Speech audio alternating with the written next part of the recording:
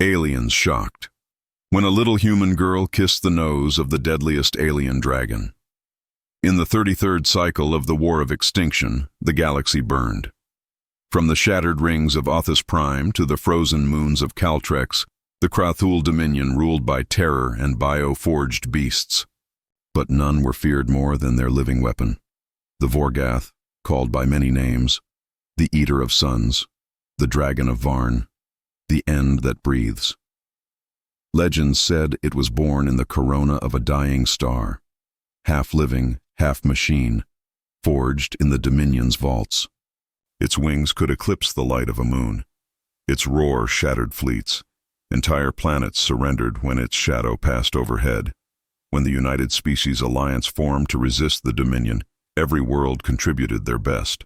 Warriors of the insectoid Keltar, strategists of the crystalline Thunari, the psychic Orvel, and the newly contacted species from a blue-green world, humans. The elder races laughed quietly. Humans were fragile, short-lived, reckless, but they had something different, something unquantifiable. The Thunari philosophers named it the spark. Others called it madness. They would soon learn it was something far more powerful. The dragon was unleashed again, on a moon rich with mineral veins and ancient ruins, Varn Theta. When its black fire fell from the skies, oceans turned to steam and cities melted to glass. For 39 hours, the Alliance fought desperately. Thousands died. Dozens of ships burned.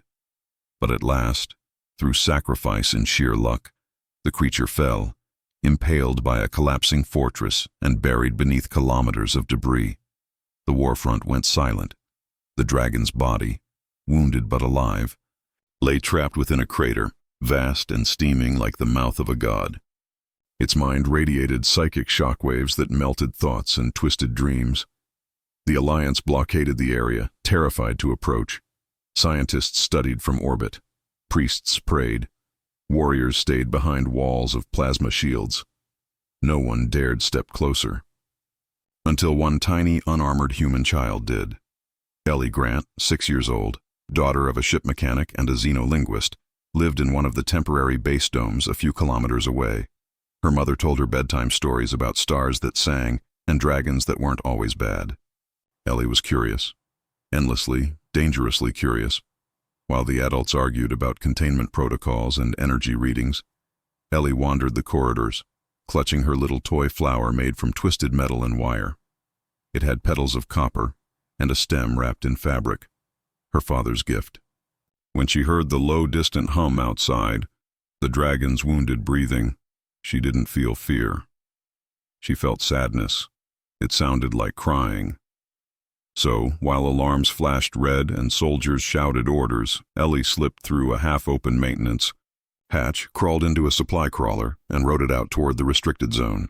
By the time they noticed she was gone, she was already halfway to the crater.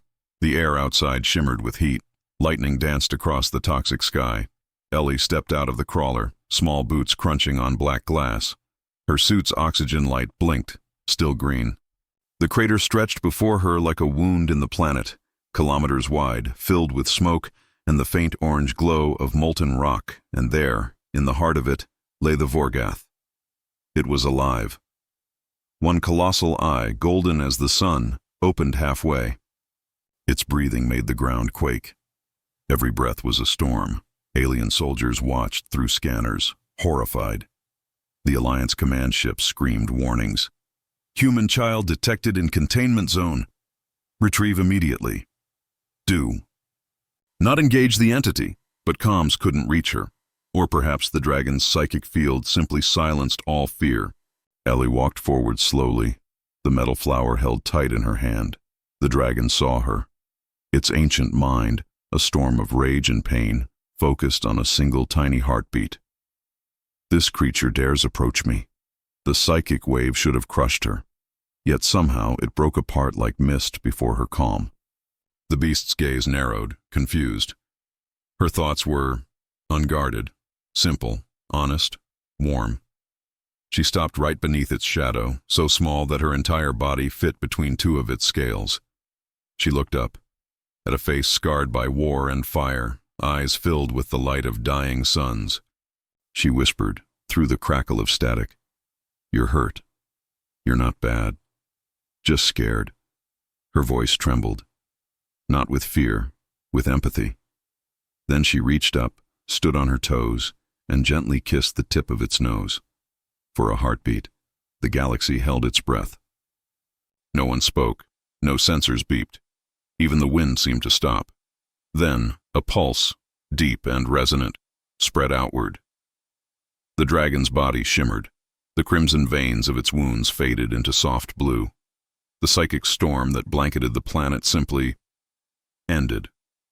On every ship, every outpost, every mind linked to the network, they heard it, a single, thunderous voice, ancient and broken, whispering, "Why, do you not fear me, small one?"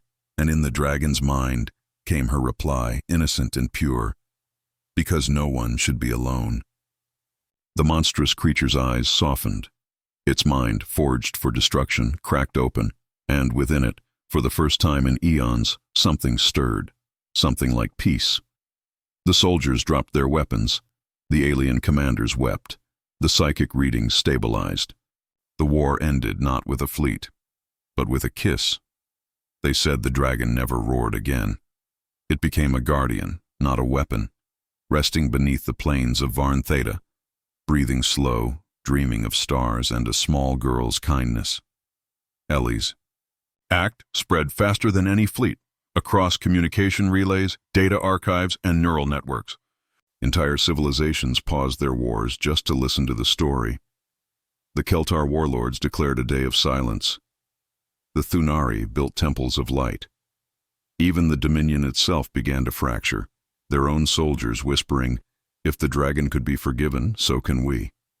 Humanity, once dismissed as reckless primitives, became known by a new name among the stars, the Healers of Fire.